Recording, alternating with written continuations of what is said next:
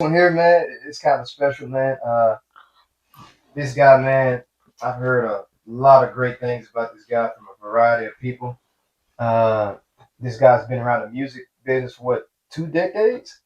Around Oh, two my decades. whole life. I've worked with some major record labels. We got JayLawrence. Nice to meet Appreciate you, it, man. man. Appreciate y'all, man. Man, Appreciate you having me on for real. we appreciate you for stopping by, man. I do this thing with every guest I have on here, especially the men, as I have more men than females that came on. I like to do like a mental health check-in, man, Okay. because I feel like that's very important. So, Right. from a 1 to 10, 10 being great, one being bad, man, where would you place yourself mentally and why? Man, I'm about a 7 a day. 7. I ain't gonna lie to you, I'm like good old 7 a Is day. that just because of like ripping and running and stuff you gotta do, you being busy, or is that just Yeah, it's a balance of real life and that life. yeah? It's a challenge to balance it.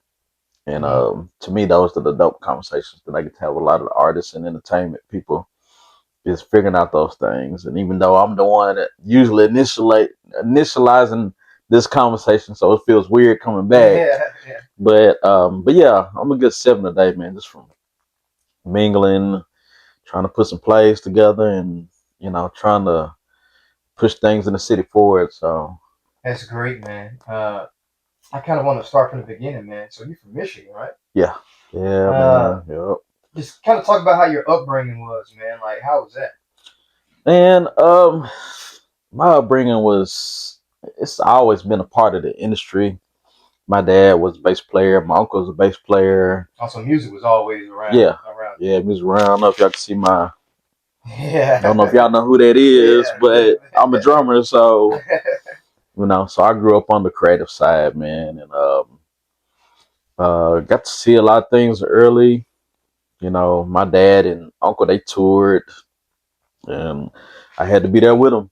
Yeah, So I've been in this industry, that's what I was saying, my whole yeah. life. 2 decades kind of shorts me a little bit, but it's longer than that. But yeah, so I just grew up around it and seen a lot of things and learned real fast of what this industry is about. So that's kind of where you found your love for music, like from your parents, like your dad and your Hmm. uncles and stuff like that. Yeah, man. I, I like that, man. What made you? How did you come to Nashville? Is it because of the music scene here, or? Nah, my mom ended up getting married and ended up marrying into this family down here. So Mhm. I've been out here probably since I was 5. So I 5? claim Nashville, Yeah, yeah. because this is what I know. Even though I still was back and forth to Michigan growing up, my dad had moved to LA at an early age. So he probably moved out there when he was 18 18. or so. Him and my uncle, and they was out there figuring it out. And so he I was looking to raise me, he's trying to figure it out, and so my mom got married and ended up down here. So, Hmm. but I didn't expect none of these things. I thought I would end up out in LA with my brothers and Hmm. working, but we in the South. Are they kind of like in the music? Your brothers are they kind of like in the music industry too? Somehow got a Um, hand in it somehow, or? I have a brother here that's a Christian DJ. He's in it. He's doing well. Been on a couple tours with a couple Christian artists Hmm. and doing a lot of dope things. And actually, I don't tell a lot of people this, but my brother, my youngest brother in California, he's a Scissors tour manager. Oh, really? So he's been working with TDE TV, yeah. 11 years now, I 11 years. believe. Yeah, so I'm All proud of right, him, man. man. Like, him watching me do it over the years, and then all of a sudden he comes up and he like goes from 0 to 100. From he started working with K Dot when K Dot was on TDE, so his first assignment was the Damn tour. Oh, really? Was that eight That eight, was 8 years ago or so? something like 16, I think. Yeah, Right? because on Yeah, 2016, yeah, somewhere around there. Yeah. yeah. So that was his first assignment, and so I'm like, man, how you go from 0 to 100? It didn't happen like that for me. Yeah. So I'm proud of him.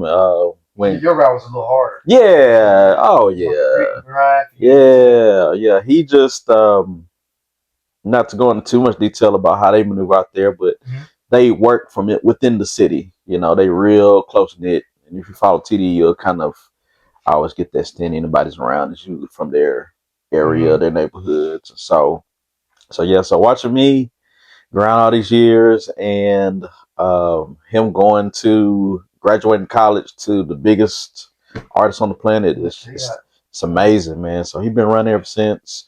When K-Dot fulfilled his album requirements for TDE, they moved him over to SZA. So he's been working with SZA for probably 2 years. Oh, yeah, so he's really locked in. Oh yeah. Him and Punch are like that. Yeah, I love that, man. Yeah, that's great. So it kind of runs in the family as far as yeah, man. I'm thankful. None of the rest of the I do have one sister. None of them are musicians though. I'm the only one that got that from my dad. But yeah, two other batches is working in music. So man, I'm proud of both of them. That's amazing, man. Yeah, I love that as well.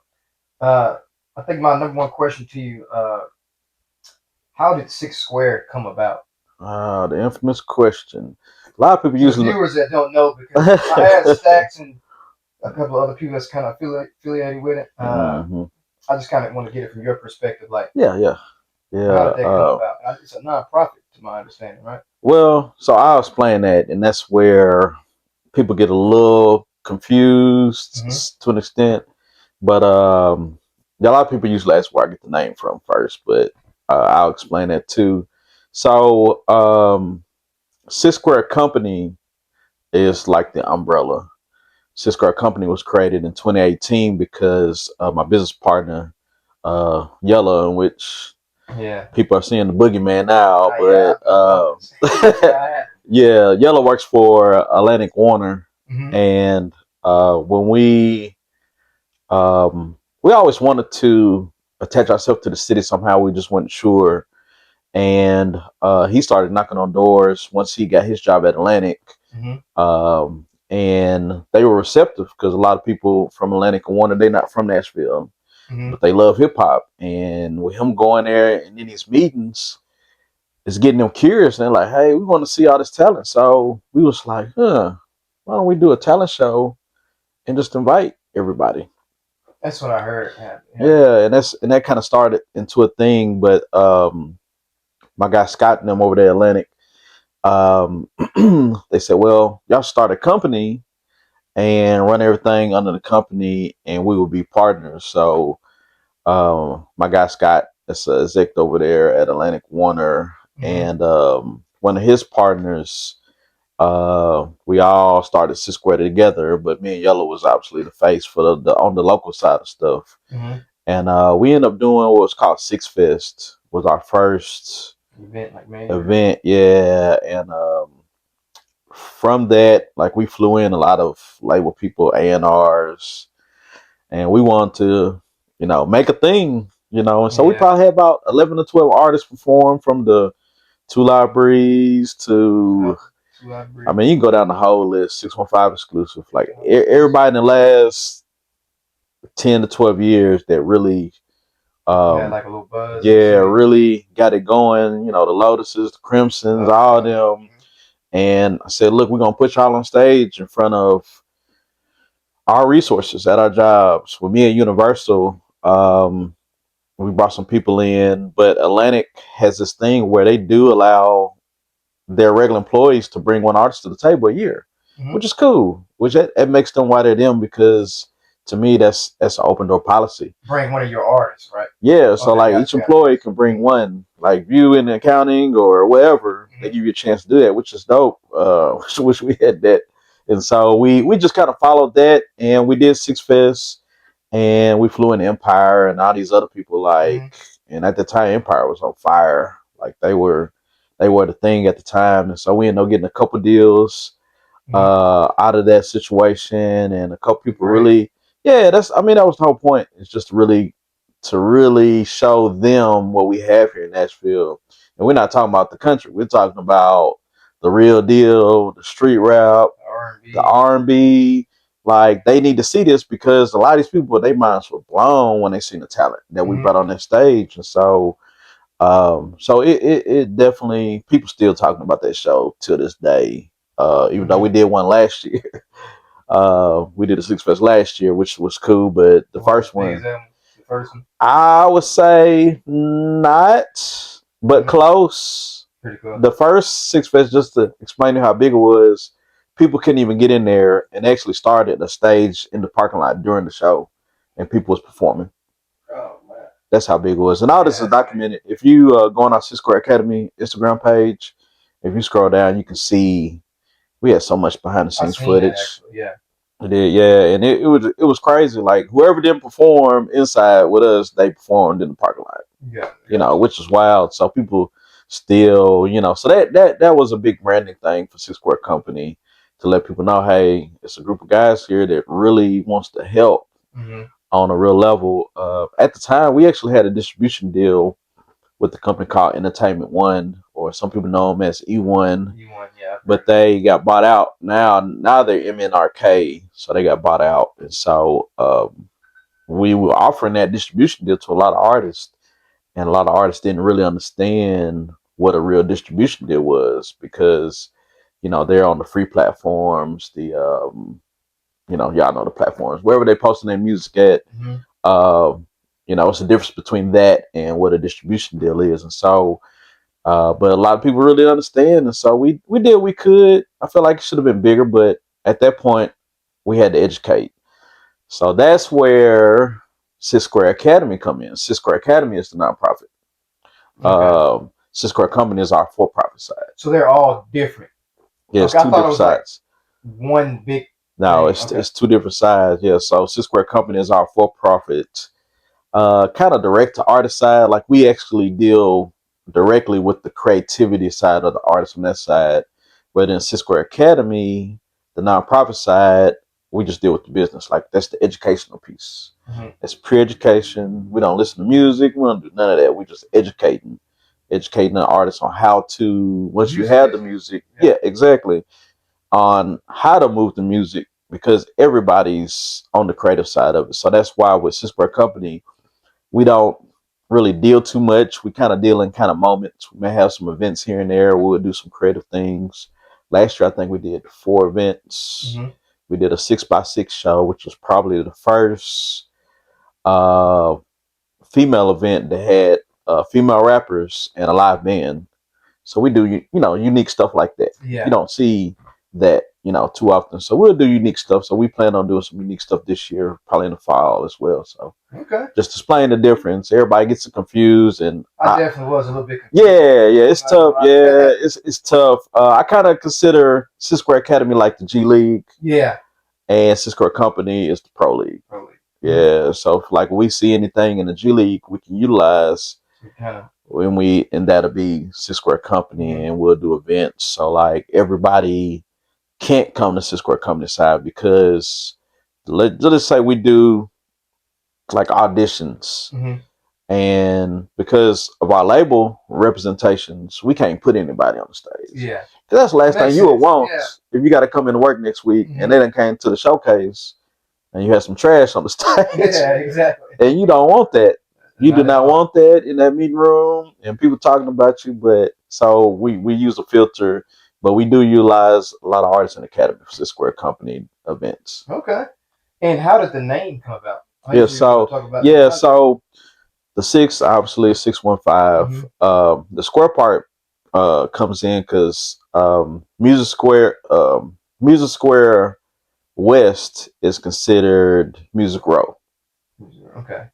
And so me coming up here in Nashville, we used to run Music Row, knocking on doors, trying to get our artists deals and whatever we can, and they shut the doors in our faces every time. And so we said, well, look, we need to build something where we can put our people in front of those people's face now. Yeah. And do it as a collective and make it stronger because we know they like our music. It's just doing the business side of it that gets a little sketchy with them. Yeah. So that's just the bare explanation of where it came from. Okay. And what about I see y'all just did a new logo for I don't know which one it was. Y'all got a new logo, right?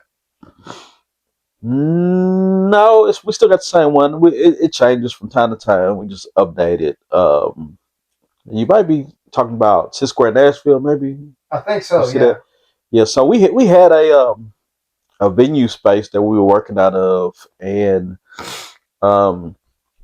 it didn't work out as far as like the property manager. He didn't see eye to eye with what we would be doing out of space, and so now I'm actually looking for another spot. I'm actually going to look at a spot not too far from here, because I want to open that up. Mhm. And what it's going to be is a multifunctional space, performance venue, media space, and meeting space. Gotcha. So a kind of threefold thing to add to the academy space. So, but yeah, we had it for a little bit, but now we had to disable the pages because people were following, and I'm like, oh man, I gotta wait till I get this back together. So we working now to find a location, space for like y'all to come and shoot pods, and to have meetings and to meet with our artists and do events, small quaint events, and with the nice setup. So yeah, so we did have a space for a little second. Gotcha. How do you help an artist out that has the hunger and the passion, but doesn't really understand the music business like that? Man, you just got to sit them down and weed through whatever they've been through and bring them back to square one. Because a lot of times the artists, as soon as they get music, they're showing their homeboys. Yeah. They're just out here ripping and running, doing every showcase. And once they get in that space, they start to get in that what do you call it, rat wheel. Mm-hmm. And I had to grab the wheel, not aggressively, but good enough for them to stop and not hurt themselves, physically and mentally. Because he may have a song that's like buzzing, that's right, doing good on YouTube or whatever platform you put it on. Yeah. But he doesn't really understand the music business like it. And they say 90% of it is business. That's what I hear. Yeah, exactly. So, yeah. How do you explain that to him? Like, well, or he or she? You have to get them to stop and to slow down. And so I don't know how I do it, but I can usually get them to slow down, or it's like a couple meetings. We'll sit and kind of slow down the process and start at square one. Do you have your songs registered, or do you have these things? And a lot of times they don't. They don't have a PRO, which is BMI, ASCAP, CSAC, and a lot of them just have managers, and that's it. Well, a lot of times they don't have that. Yeah, sometimes 90% of the time they don't have that, and so we sit down and go over the publishing stuff, and I had to find something that catch their ear, and that's how they slow down. Because a lot of artists that I meet with, some are here, some are up here, but I had to find where the hole is and what's really hurting them. And so when I figure that out, that's how I can implement everything else and get them to see it. So I don't have a real answer, but that's the way in my mind I do it, is finding where their weakness is at. And once you find a weakness, they usually tend to listen, because all of them think they're doing something, which they are, but it's levels to them doing something. And once I find that weakness, I'm able to get them kind of corralled to listen, because they're going to have a sheet up or whatever. I'm doing this, I'm doing that. So and so said I was hard. It is. Okay, cool. But do you have this? And I'm like, what is that? You don't even understand. I got them. And once they say that, I got them. Let me teach you how to have this so you can do like so and so. And so we're just finding that weakness. That makes sense. And all of them have weakness. Everybody. Yeah. But on different levels. So you just coach them and kind of mentor them. Yeah, exactly. And everything. And just kind of help them out in that area that they lack. Yeah, exactly. Okay, so which route makes more sense for an artist like that? Should they go the independent route? Okay. Or should they sign to a major or distribution deal or whatever the case may be? Because they may got that one song that just hit let's say 10 M's on YouTube or whatever, and they got a little bit of buzz. Like I said, they don't understand the business, and they're looking to, go further, but they don't know which route to take. Okay. So should it be the independent route, or should they get signed? Should they go to a major, or? So, what level artists are we talking about? That's what would make the difference. So, are you saying, or name somebody here, or just give me a roundabout? What you think?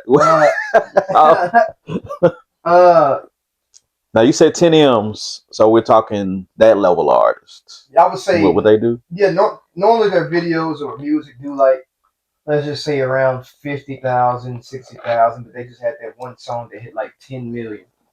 Okay. So Labels are gonna may come after them. Well, if they usually around at 10, they already have distribution. They already have distribution. Yeah, they already further along. So if we're going further back, artists coming up, the first goal is to get a distribution deal. Distribution deal. Why is that important? It's important because when you have a distribution deal, you actually have people working with their hands on your music, compared to using like a I can't even think of those platforms. I just went blank on all the platforms. That's been my week. But they use a lot of the free uploads, like United Masters, yeah, those type of things. Yeah, stuff like that. Yeah. Not saying they're not good, but you want somebody to have their hands on your music. Like I said, we had a distribution deal with E1, and that was what our conversation was. And they were like, "Well, what's the difference between me uploading for free and breaking bread with y'all on 10%?" You can help them a little more too, right? Right. Well, the thing is with distribution, as long as it comes with marketing, that's where the catch is with it. And also, if you got people working your music, you got access to them being able to pitch to playlisting. I don't know if y'all notice or not, but if y'all use Apple Music and y'all go in a new release and y'all can see the little albums and you can swipe, that's part of marketing for distribution. That's why you see them. Even like on Google, like if I was to type in like somebody name or album or whatever, they just come right up. That's part of marketing too, right? Yeah, it can be it. But the biggest thing is when your song release or that project release, you want to be able to swipe it on Apple Music. You want to be able to see it. Now, if you go to Friday, if you go now to Apple Music, I don't know if y'all use that or Spotify. Yeah, I use Spotify. Okay, so I figured you kind of sound like you did, but I'm an Apple Music person. So if I go right now, go to new releases, and you would probably see nobody from Nashville in the new release. And you got the marketing. Right. It's distribution and it's marketing ties to that. So that's huge. If one of y'all go to Apple Music and swipe and see a project there, it means hundreds and thousands of people's eyes are on that project. And so that's the first thing is getting that distribution deal. Okay. Yeah, that makes sense. I get what you're saying. So if I want to see, for example, if I'm doing music and I want to see my album or mixtape, whatever the case may be, if I want to see that right there at the top, there's a lot of marketing behind that. That's it. And that marketing, I mean, it can only be achieved by somebody with that space because, that's what we call behind the curtains. Everybody don't get to see that. So artists definitely would need distribution. Yeah, definitely a distribution deal. Another thing with the distribution deal, not saying SoundClouds and all those things, bags still have dope SoundCloud numbers, but distribution numbers are more like hard earned numbers because now if you wanted to get some kind of deal outside of that, you got people that's in those rooms that's able to hit those buttons to, like I said, to get in playlisting. You get the opportunity to get in a couple playlists. I mean, things change compared to you just uploading to a site. And now that market is just relied on you compared to you have, like with E1, they used to have a meeting every Thursday where they would play new music for the team. And so now every week you got people to get to hear your music other than just you just uploading. Yeah. You get what I'm saying? And so nobody understood that back then, and I wish we still had distribution now. Trying to get us another deal with 1RPM. We got a couple people from Nashville that just signed the 1RPM.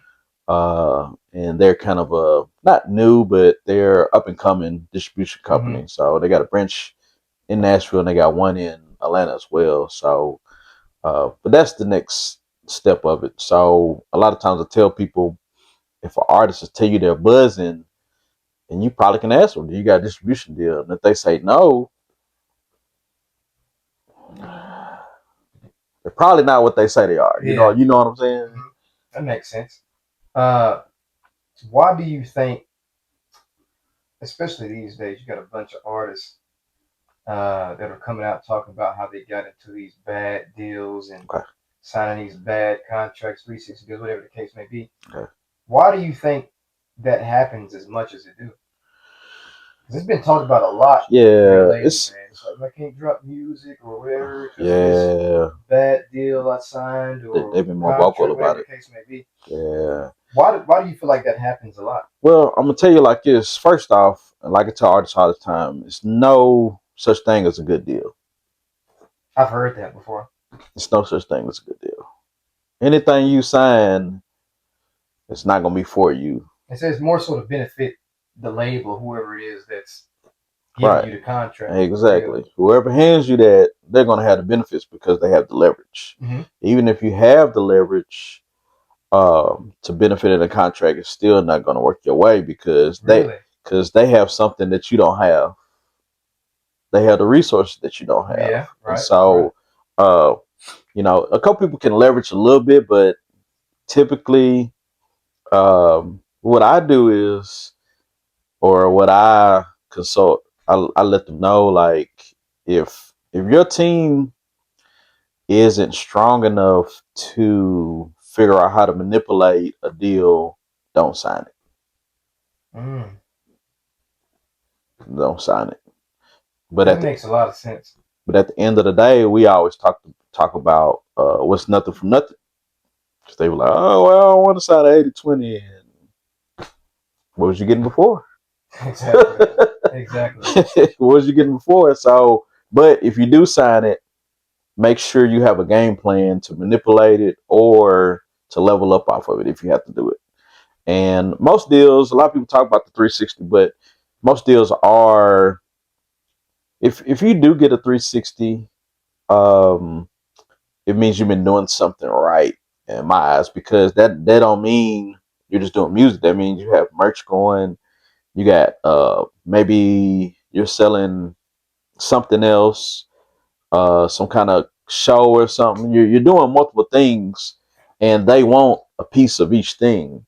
And that's not a bad thing because you've built some entities. But some people look at it, I don't mean to cut you off, but some artists look at that as a bad thing because they feel like they've gotten to a level of where they don't really want anyone eating off of everything that they do, whether it's shows or, like you said, merch or whatever the case may be. Yeah, but that's the part where they don't understand. If this entity can help push you forward, I agree with you. If they can 10x you and push you forward, and you've built 4 other entities around your music, yeah, they're gonna want a piece of that. Like even now we're getting distribution deals, they're looking at content numbers now. So they're taking all the content numbers, taking all your social media following, and they're compacting that number. And that's what's gonna help you either get a better percent or maybe a shorter term, maybe an average term deal for distribution. And that's kind of like your leverage, right? Yeah, exactly. Yeah. That's your leverage. So if you do get a 360, that means you're doing multiple things. Because if I'm selling T-shirts and the T-shirt is not booming, I don't want that. Exactly. You know what I'm saying? I don't want no piece of that. It's not doing nothing. But if it is booming, yeah, give me that. And what's crazy is talking about the 360. Supposedly Rockefeller was the company that what they were doing, Def Jam at the time, was the reason why the 360 was created with their Rockaware, because it was booming so much. They was getting 100% Rockaware, supposedly, was what I heard about here recently, and which that triggered me on, like, that would make sense. And so after that, you got to think about it. Everybody's rocking Rockaware, back during that time. And why wouldn't a label want a piece of that when you're assigned to the label? Exactly. At the end of the day, or partnership, or whatever it may be. So 360 isn't a bad thing. It sounds bad. Now, should it be a thing? No, but if you're assigned to an entity that can help push that further because they have the resources. Yeah, and I never looked at it like like you said, like it can be a good thing because it means you're doing something right. Right. You got Exactly. merch and stuff going. I never looked at it from that angle. Like, Yeah. Exactly. But it depends on, like I said, it depends on what you're trying to do within the deal, which makes sense. Now you may not. You may just want them to have your music. Because like I tell everybody, do you know the first thing that goes when you sign a deal? No, I don't. It's your name and your masters. That's the first thing that disappears. Name and masters. You get that's gone as soon as you sign. That's the first thing in the contracts. I feel like a lot of artists don't understand that. And that's not a bad thing. It's not a bad thing. People make it seem bad. It's not the best thing either. But we go back. What's nothing from nothing?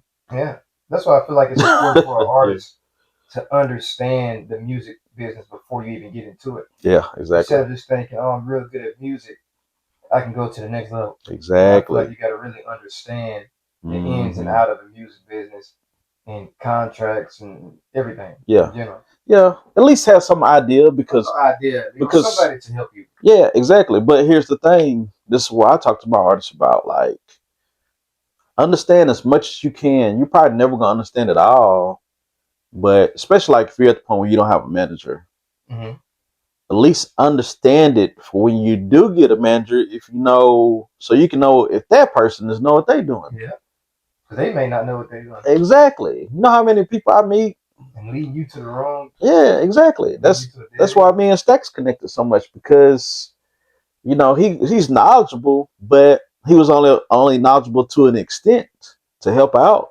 his collective of people. Yeah. You know what I mean? Like,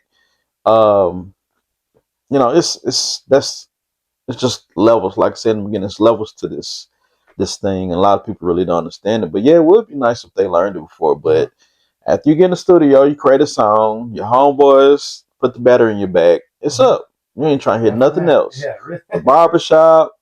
If you got a gal, her friends, everybody is putting more batteries in, and you're moving, and without not being knowledgeable. Without being knowledge, ain't none of it registered. I mean, so many artists that don't have their music registered, and they really just don't understand, or somebody probably told them, but they probably just didn't. Like, man, whatever. You know what I mean? We be trying to because we tapped in like a lot of artists in Nashville, and a lot of them just think because they're talented, that's going to get them where they need to be, which I do think it will get you there. But like we were just saying, you have to understand the music industry. Yeah, you do. The talent keeps you there. It doesn't get you there. Yeah, and they say it's like 10%. Yeah, it's probably less than that. Yeah. At this point, you know what I mean? I happen to grow up in the 90s, and that's why you hear all the bad deals, because back then it was the other way around. It was the talent. Yeah, I agree. It was the talent. Like, they would go to talent shows and find, you hear all the stories, the TLC stories and all these music stories where, NWA and all this stuff, it was talent back then.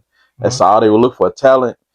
We find the talent and we build the talent. Our A&R goes out, finds you, and they teach you how to talk, come up with your image, do all that, and then the label push you out. Now it's flipped. It's the other way around. It's the other way around. So now you need to know this business side. Now that 10%, or that we'll say 5%. 5%. Hey, it hurts in that too, bro. Yeah. It's 5%. Now you got to get this other side. You got to get there, and once you do get in there, now that 5% still got to grow, and you still got to develop the skill and the gift, because now you have a situation. And so, but yeah, the majority of people, they do think the talent's going to get them there, and sometimes it does. I mean, we got the internet now. You hit that button and release something, and we've seen it, but that don't happen often. It's not happening every day, every week. So. So my next question to you is this is the big question I want to ask. I had Banco, Stacks, I had Mia on here. They kind of talked about it. So this AI artist thing, man. Okay. Kind of explain to everybody what that is. Because they were explaining it to me. I understood it a little bit. When Stacks broke it down to me, I really understood it. I know Mia, she wasn't really too fond of it. Kind of explain to everybody like what that is and how that would help an artist. Okay, so you're speaking about Kaya. Shout out to Kaya. She might be watching too. Yeah, She probably watched the episode. Um, well, the thinking was when I was presented this. I mean, first off, my mind was blown. Just to give you a little background, I think about 9.5 years ago, I sat in a meeting at Universal, and they were talking about AI. And what it was, they wanted to find a way to benefit the older artists. We'll say like we'll go back to say Chuck Berry and let's say all yeah, those, just to put you in the idea. Now remember, all these are artists from back then have families still. They have an estate from where they passed, and their music and their catalogs are wrapped in that estate. And the thing was how do we help our legacy artists like them be able to their families benefit from their catalogs? And that's the first time I heard of AI. And I was like, my mind was blown. Like, wow, like these families can actually have an opportunity to still make money off of their catalogs. mm-hmm. A lot of those artists, the legacy artists, their deals was crap. So their family not seeing none of the money, but they're still doing things within that artist's name and still doing XYZ. So that was the first time I heard about it. But of course, you can have some Joe Schmo like, I don't care about no Chuck Berry. I don't make about my own artists Yeah, and push them, which makes sense. And so when it was brought to me last year, um, I was like, okay, cool. They told me they were doing it, whatever. So about maybe 2 months ago, I guess now, I was sent a pack and I'm looking through everything and I'm like, this is crazy. This is a whole nother world. yeah, And, it wasn't presented to me dry. They said, let us work it first and then present it. And that's what it was. So Kaya was created last year and her socials became active in December. And that's interesting. yeah, and so now I'm looking Yeah, at, all of this is in motion. The 20-30K post of views and, the TikTok taking off. I was like, wow. And need I remind you, 2018, we started Six Square Company. Our idea initially was to be a bridge from the labels to the community of Nashville. That's why we built the company. But Atlantic is like, hey, look, we would love y'all to present an artist. Let's do it. How many artists do you think we presented since 2018? I have no idea. Oh Zero. man. How many artists have we worked with? Probably 2 to 3 that we really, really like that fit the mode of what we do. Mm-hmm. So we tried it with a few. It didn't work out. It just didn't connect. It sounds good in the beginning, and once you get to moving, it's tough. And when I seen the Kaya package and thinking about then, I was like, you know what? I don't want to sacrifice no more artists. Let's sacrifice this to be able to bring resources to our human artists. That makes sense. So that was my thought process when I seen it. And um, when I presented it to the team, everybody was 50-50. You That's know what what I'm I heard. saying? Yeah. That was a tough conversation, especially when you got people that really love helping artists. And what made it weird for me was I'm presenting this and I have this nonprofit where I'm sitting here educating the artist. Mm-hmm. But I have this AI artist sitting here. And so I had to I had to figure out a way to explain this basically. Yeah. And the explanation, I probably could have explained it prior, but I chose after because I wanted the shock value. Yeah, In this industry, you got to be fearless, and that's one I thing agree. we've always done has been fearless.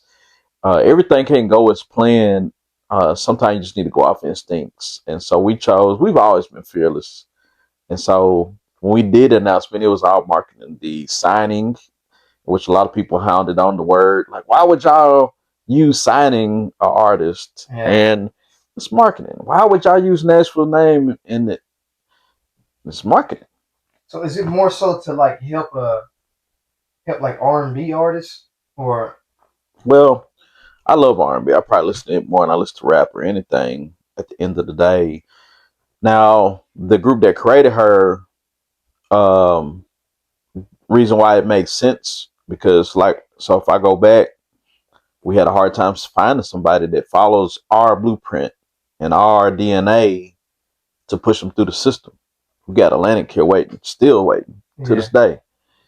And the creator is a songwriter and producer. He had the same problem, so we was like, well, you have a problem. That hadn't been solved. We have a problem. So let's come together and bring this thing together. So it really just happened organically at the end of the day. But the idea is to see what's behind that curtain of that side. That's yeah. going to be the next wave, fortunately, I but agree. unfortunately. And not saying, I think a lot of people are more concerned, like, well, Jay, he's not gonna fool with us no more. It is and this. That's kind of No. what I was getting from some of the people that's around you. Yeah, They kind of exactly. felt like Yeah, you would be more so focused on that than them. yeah, exactly. And that's not nothing you can explain in a post at the end of the day, but it did strike up a lot of good conversation. I think we had over 12 to 13,000 views on that post. Yeah. Last I checked, it was probably like almost 400 comments. Oh yeah. Went I viral a mean, little bit. paragraphs of comments. It was a lot that weekend, and that's something I'll never forget. But what I'm thinking is I want to be the first company to mesh the two together Yeah. to show that our real creatives can um, can maneuver together with our AI creative. And we did a writers camp a few weeks ago, and we had some people pull up, and even that was kind of like going in unknown, Yeah. especially after all the backlash. Who's gonna pull up? Who really is gonna stand this? But man, we had people DMing us, and people came in, and it was good. It wasn't surprisingly. It was no questions. I thought it would be more of talking more than a Yeah. studio session, but everybody came in. We put the tracks on. They began writing, and then I got to see firsthand how the music goes from our creativity over to the AI and how that works and those pieces. And so it's interesting. I'm still learning about it, but I believe that's my goal. I feel like if we can show that human and AI can work together, um, I think that'll be the biggest W for me. Now anything else happens further than that, it's just be cherry on top. But Mm. you don't feel like an artist will feel that that's taking attention away from them. Yeah. Oh yeah. Yeah. Yeah. So I feel like that's kind of Yeah. Yeah. like I That's was saying that's though. that's the Mia, thing. that's kind of what I was getting from her. She just kind of felt like uh, Hmm. the attention would be taken away from her. Yeah, yeah. I Yeah. mean, especially the R&B people, I get it.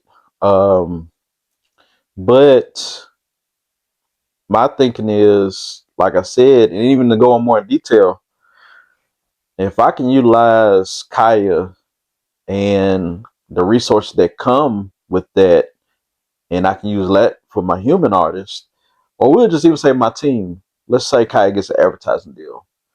Now I can maneuver Kaya the way we know how, or we can see how the advertising deals are set up. Push her through that, get an advertising deal. Guess how much we got to pay Kaya? Zero. And guess Yeah. where I can use that money? I can put my team on. Hmm. And guess what? If I can put my team on, now we got a whole infrastructure to really help our artists, and we have money coming in to pass down to Amia to help. Well, Amia, look, you get a $5,000 a month budget. Let's work. so and so, you get a $5,000 month budget. Let's work to really see what these artists can do when they have a budget. Because guess what? 98% of them don't have a budget. Exactly.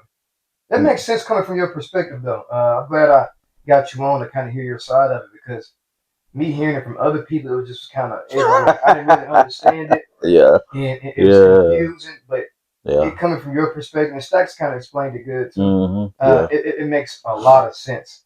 My next question to you would be, what does success mean to JayLawrence? Success. Some people Me, feel like I don't mean because some people feel like man, I made $1 million, $10 million, I'm successful. yeah. For me personally, or me as in what I'm doing for the city. What, Yeah, like me personally, or which one? yeah, both. Me personally, um, I feel like I'm already successful. To be real, I grew up wanting to be A&R in this industry, You became and now I'm A&R director. So I have 20 some A&Rs that I manage. I didn't even become A&R. yeah, You know what I'm saying? I skipped over, and now I manage those people, and and that was the only thing I wanted to do growing up, besides play baseball, is you a manage baseball guy. artists. Yeah, yeah, I played baseball for a long time, and I was good until I got to high school. My arm was shot from pitching. Who's your favorite major league team? I don't have a team. I do watch certain players now. It's hard for me to sit and keep up baseball like I used to, Mm-hmm. but I like watching Ellie De La Cruz, Yeah, and it was a beast. yeah, I like watching those special players. But I don't have a team. But growing up here in Nashville, we're Braves. They were Braves. the closest thing we could get to growing Supposed to be up. getting a team, major league team. I heard. Yeah, I'm hoping they change the. Y'all heard about the Nashville Stars? Yeah. I did not know that. I am so mad. I didn't know the background of that until 3 months ago. Mm-hmm. And my guy Troy, shout out Troy from Dope Shit Only. He's like, man, I'm going to get a Nashville Stars hat. I said, what's that? And he told me. I was like, man, when I get back from my trip, I'm gonna get me one too. Yeah. And I started looking into it. I'm like, oh, really? Yeah. And so hopefully, I know the last talks they was the Pirates might go up for sale and they might bring them to Nashville, but but that's been the years. I don't think A they. few people that we were supposed to be getting a major league team. Yeah, they said they were going to work on that once they got the soccer team squared away. So the soccer team is good Yeah, now. good. They finally doing what they supposed to be doing. So that should be next. But yeah, so I grew up playing baseball, but I hooped too, did all that, but I always wanted to be that person. Back then, the A&Rs wore suits. They don't wear suits now. But I want to be that. So I feel like myself, I'm actually doing what I want to do. And I tell all these artists when I go places, like I just showcase at Vinyl Thursday night, Mm-hmm. one of them nights. And a lot of people look at me as like, well, how are you in this position? How can you talk to so and so like this and that? And I said, well, first off, the difference between me and y'all is actually working music. Y'all are trying to get there. Yeah. I don't consider you a professional artist until you have a W-2 with a company's name on it and you're getting paid. You see what I'm saying? Mm-hmm. So that's what makes me different. And then a lot of these guys that y'all meet around town, they don't really work in music. A lot of them are doing it because it's cool, or they fell into a situation. And not saying they don't know what they're doing, but there's different levels to this thing. You Yeah, know what I I agree with mean? that. Definitely different And level. those are conversations nobody wants to talk about, but I have to say them a lot of times because people really don't understand. Like, yeah, I may look like an equal to them, but if you put me and this person in a room, you're gonna figure out who's the pro Yeah. and who's still playing at the community center. Yeah. You know what I mean? It's a big difference. But I feel like I'm successful myself now. As far as the city goes, I feel like, I got a lot more work to do before I figure I'm successful as far as helping the city. But Mm-hmm. I'm giving my part. I'm doing my part of what I can do. So, with you being in the music industry and having your hands in different things for so long, how do you maintain that hunger? Because it seems like me hearing you talk, That's a great question, it bro. seems like Great question. it seems like you still have that hunger. How do you maintain that? Because some people get to a level where they feel like, man, I've already accomplished a lot and I have the money that I need, and they just kind of dumb it down. They don't really have that hunger. How do you maintain that? That's a great question, man. I ain't gonna lie, it's been fell out over the years. I probably, when I say quit, I mean I quit on in the city, moving Yeah. around. Hmm. Of course, with my job, I can't just quit. So I do get frustrated, but I don't quit. But I tell you what, creating a nonprofit 4 years ago, the Six Square Academy, that's what gave me that hunger back. When I created Six Square Academy, the first thing I did was as soon as the city opened back up, so 2021, I said, you know what, I'm gonna hit every showcase as soon as everybody started popping back out. And I'm gonna talk to the artists. I'm Hmm. gonna just see. I had my idea in my head because when 2020 hit and everybody shut down, everybody was calling me, Hmm. and I'm like, why aren't y'all calling me? Out of Yeah. all the people, I don't know what you're supposed to be doing right now. I'm sorry. And at the time, I was sitting home, and Universal was like, "Hey, either you take this catalog of singer songwriters and keep them going, or you can find you another job." Hmm. So I was like, "Well, y'all just hand me that catalog. Y'all can hand me that right now, and I will go home. We're gonna figure this thing out." Because I worked on the tour side Hmm. prior, and so now I'm sitting here working every day with gold and platinum artists. And on my phone, I got my independence in Nashville College trying to figure this thing out. And um, so that whole year I was like, man, how can I help? Now I'm hearing they start to spaz out. So I'm like, mentally, okay, whatever. So, but prior to then, 2019, 2018, this lady approached me. We use a company in Franklin for mental health called Porter's Call. I've heard of that. Yeah. Porter's Call, they probably partner with every label in the city now, um, for mental health, and we go out there 4 or 5 times a year for different events. She approached me. I said, "No, I don't know who this lady talking to, but she was talking to me. Ain't no way, you know what I'm Yeah. saying? I ain't doing that. I'll talk to somebody on the phone all day long, but I ain't got nothing to do with the other." And so, at the end of 2020, I reached out to a couple people and found a some mental health coaches and people like that and started that conversations. And I'm like, okay. So I hopped out when the city opened, started hitting showcases.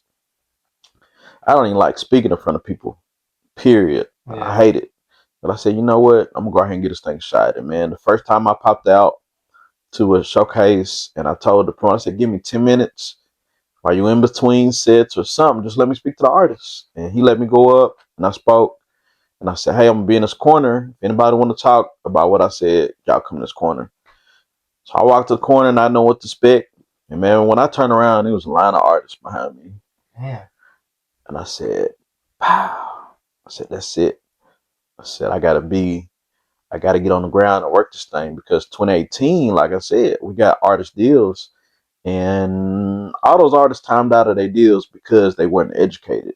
And so I told my partner Yella, I said, man, I got to educate these people before we do that again. Hmm. And so now we're 3.5 years in. And right at this point, I probably got about 60 or so brands Oh man. in my nonprofit that I help. And that right there keeps me going. That piece of the educational piece, because I can do that. Like everybody got access to this phone. I'm transparent with them. We do virtual meetings. A lot of time it may just be a phone call. Like Mia FaceTimes me probably 3 times a week. Some weeks, twice, and we talking through these things. Hey, Mia, don't do this. Don't pay for that. Pay for this. Yeah. Have you thought about this? Hmm. Let's do that. Let's do different things. So, so that right there kept me going. But yes, it has been times where I'm like, You felt like God, like just giving forget up. this, Yeah. bro. Like this is Yeah. nobody's listening. Everybody's doing their own thing. But Hmm. then when it hits, can I cuss? Yeah. Yeah. Okay. Yeah. Yeah. When she hit the fan, they called me, and I'm tired of y'all calling me. Let's fix this shit. Like y'all Yeah. calling me on stuff that you shouldn't even have to call me about. You Yeah. know better, So that keeps me going. And then seeing some of the people, um, being that I've been in this industry, what do you say, 2 decades, Yeah, 2 decades. whatever that number is. A lot of them were kids, and I was able to help them as kids and their parents. And a lot of these guys have grown up and they got hit records now. You know Yeah. what I'm saying? And they're doing well, and seeing them out now, and they're thanking me like, "Dang, Jay, thanks for this, that it is," and that helps too. Yeah. Seeing those things, and I had the, I had, thankful enough to meet Tula Bree at a teenager and see him Mm-hmm. come up from that Really is, man. and everything now, and I happen to be involved with a lot of his different spaces, seeing Lotus and all them come up, and he can go down the line. A lot of these people, and then I managed a lot of artists too back then that I Mm-hmm. helped, still help to this day, and so that keeps me going. Okay. That's amazing, man. And I love that. My two final questions to you is I forgot to ask you this earlier. You said you're at a 7. What do you, or how do you feel like you can get to an 8 or 9 or 10? Because like 7 is kind of like in the middle. How do you feel It like you can get to is. that 8 or that 9 or that 10? I'll be back by Monday. Mm-hmm. Like I was telling y'all when I came in, I said, man, I'm just decompressing Mm-hmm. and just really getting my thoughts together this weekend. And you got to do that sometime, man. A lot of people keep going, team no sleep and all that. Like, I ain't never believe that, man. Get your rest. It's important. Get your It's rest. definitely Because important. it's going to help you be smarter. A lot of y'all, you can tell y'all not rest because y'all don't be thinking. Mm-hmm. Y'all not making good decisions. You're signing bad deals, All this and other stuff. you're getting pimped out of money that you should have used elsewhere Mm-hmm. because you seen so and so doing it.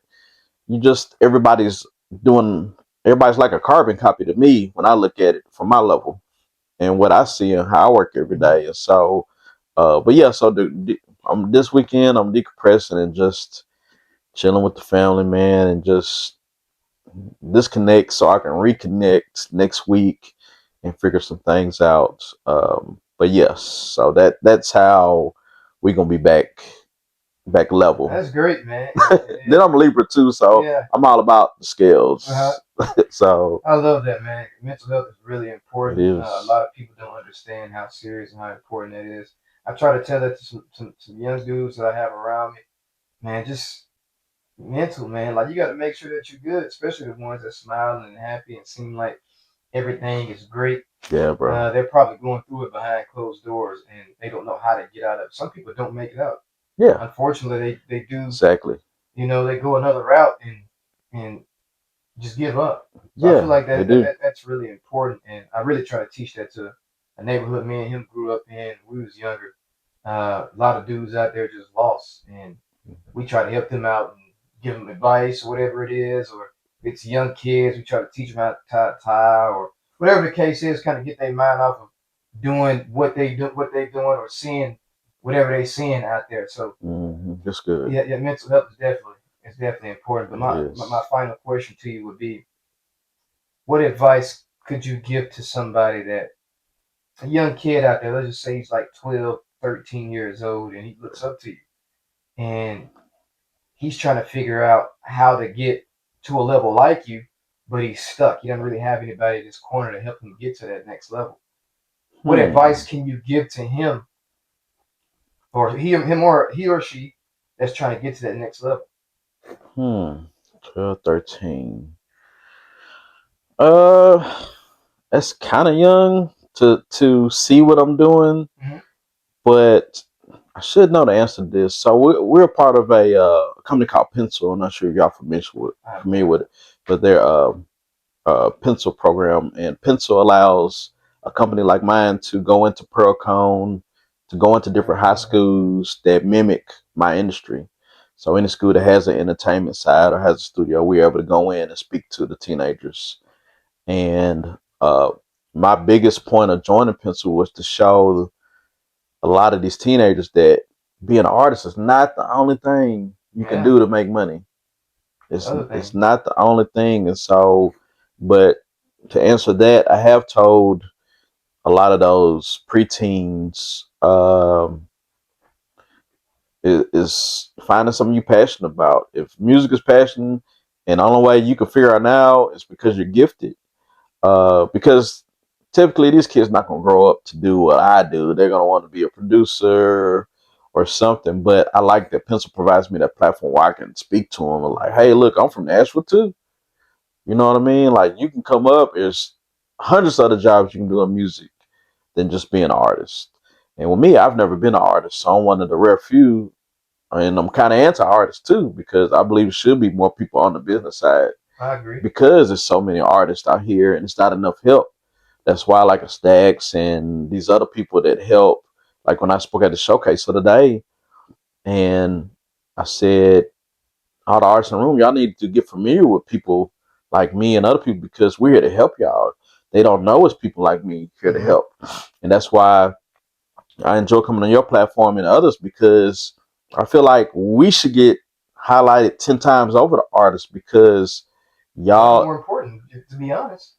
And exactly no shade, like but, I mean, y'all, yeah, exactly. You know what I'm saying? I get it, but why let the people that's here to help the artists get the platform and have a conversation? Yeah, we may not run the views up as a so and so would, but guess what? If you got artists on your platform, why not help them? You know, you're probably trashing them on your platform anyways and looking for clickbait. But at the end of the day, it's people like us that's here to really help support them and help them level up. But they're not going to see us because they're in that race and trying to keep up with the next person that they think is doing something that's really not. Exactly. And that person is looking like the next person think they're doing something and they're really not. Exactly. Everybody, it's a monkey see, monkey do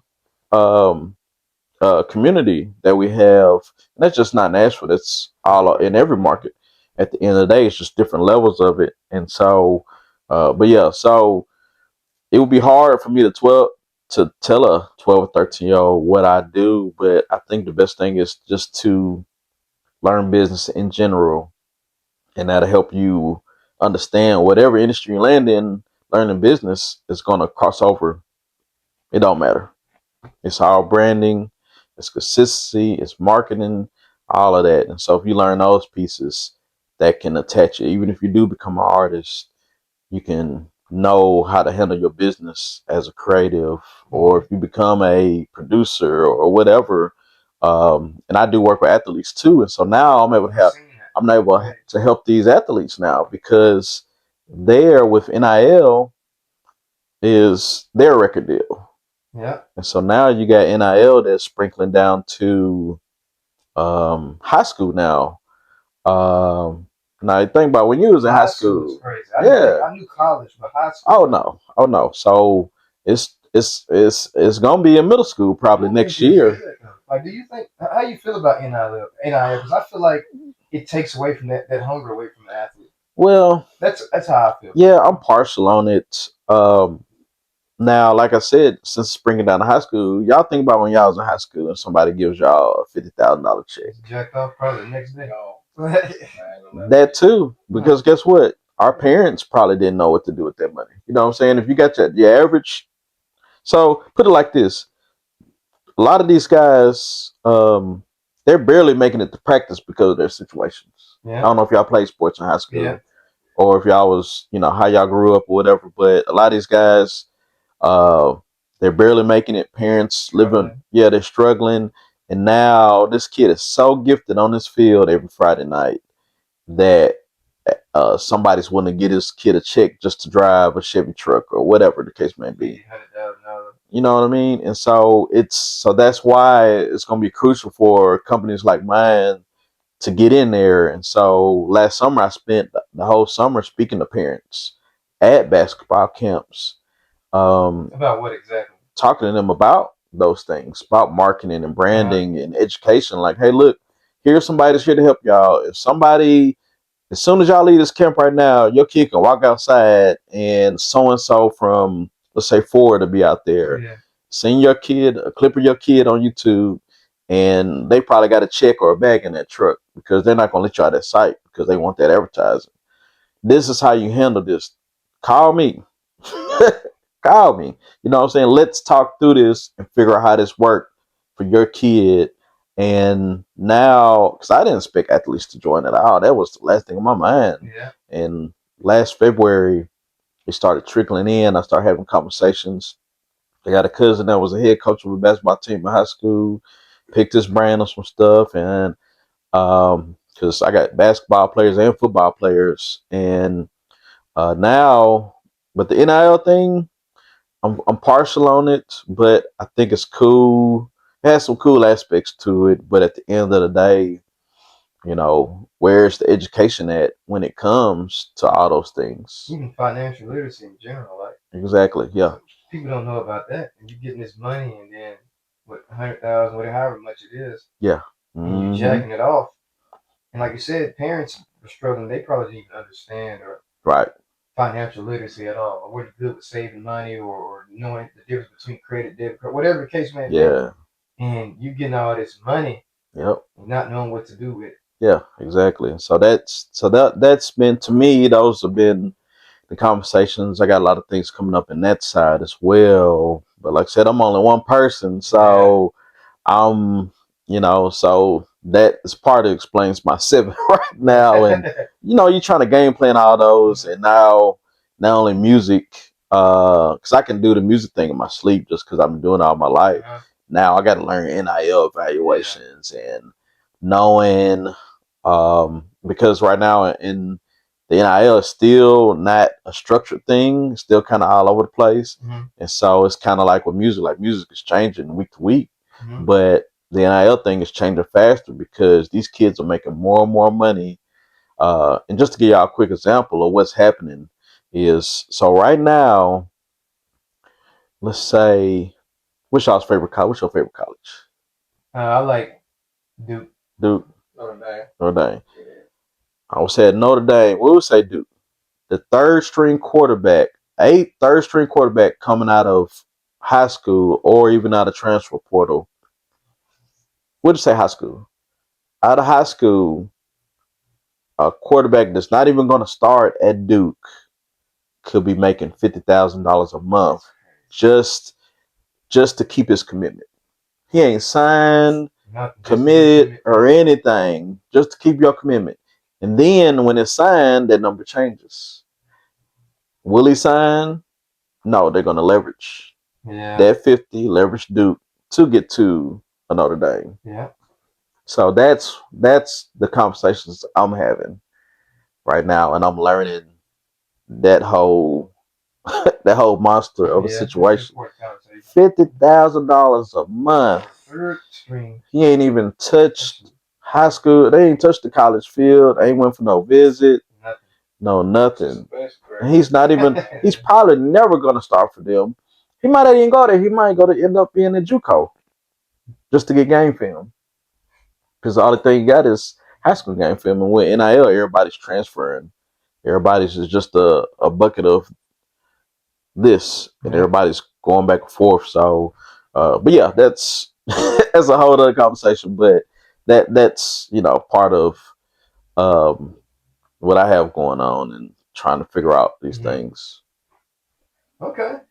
Well, I appreciate you for stopping by. And I appreciate you. Man, like I said, we've heard a lot of great things about you, and that's a good thing when you're hearing great things about me. Even if you're hearing the bad stuff, I do not care. Trust me, man. As long as people are talking, they're gonna do what they do. Yep. You know what I mean? And I love both sides of that conversation. Yeah, because I didn't be here I'm not here to make people happy. I'm just here to help you. Exactly. You know what I mean? So there's a lot of people don't like me, and I see you. Yeah, I see you. I know you don't like me, but at the end of the day, does this face look like I care? Do I really care? Because I'm living rent free, and all I'm here is just trying to help. Point blank. Period. It's no alternative motive. We're just here to help. We want to see somebody from the 615 take off. I love Memphis, but this is Music City, so we need to figure this out quick, fast, and hurry because it's time. Something's got to happen. Something. I agree with you. Man, we'll tell everybody where they can find you at, man. Your social media, whatever we can find you at, man. Just tell the people where they can find you. Okay. Again, I'm JayLawrence. You can find me on Six Square Academy, at Six Square Academy Instagram, at Six Square Academy TikTok, at Six Square Academy everywhere, or you can go to my website www.sixsquareacademy.com and see what we got going on. I'm shooting for 1,000 followers on my Instagram page so I can go live because Instagram done changed it up on me. Mm-hmm. So I hadn't been able to go live, and I'm like at 920. So yeah, please help me out so I can go live. Because what I want to do is I want to go live with people like y'all and let that group see what y'all got going on, interview y'all, and y'all are resources for people like that. And so yes, I'm trying to get to 1,000. So that's my next little goal. What I'm working on is trying to get that there, and it's getting there. So, but like I said, what I do is so unique. Mm-hmm. All I require with it's a nonprofit, so you don't have to pay me for my consultations. All I do is just ask to make a post and market to your to your followers to follow me, and that's all they pay me. So when Mia calls me, and I love me some Mia, she works my nerve, but she is so passionate. All Mia gotta do is say, "Hey, follow Six Square Academy," and yeah, she is follow Six Square Academy, and we can work. And make sure y'all check that out. And again, I appreciate you for stopping by. Man, appreciate it. We love what you're doing for the city, man. Man, Thank you, trying. brother. Thank you. Thank y'all, man, for sure. For sure.